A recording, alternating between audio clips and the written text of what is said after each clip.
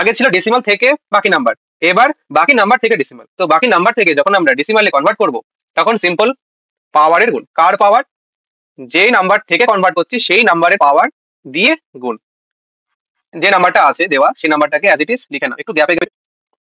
দেন এর বেস কত?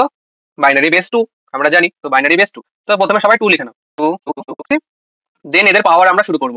তো স্টার্টিং হবে রাইট সাইড থেকে, সবসময় রাইট সাইড থেকে লেফটের দিকে যাবো। প্রথমে লিখবো 2 to the power 0, 0 then 2 to the power 1, 2 square 2 cube 2 to the power 4 2 to the power 5, 2 to the power 0 এর ভ্যালু 1 হয়, 1 1 0 0 0 সাথে যাই গুণ করে না কেন 0 হবে।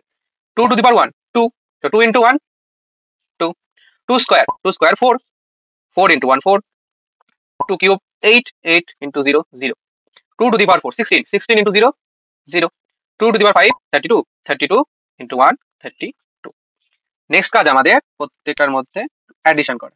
অ্যাডিশন করে দাও। অ্যাডিশন করলে কি হচ্ছে? অ্যান্সার 38।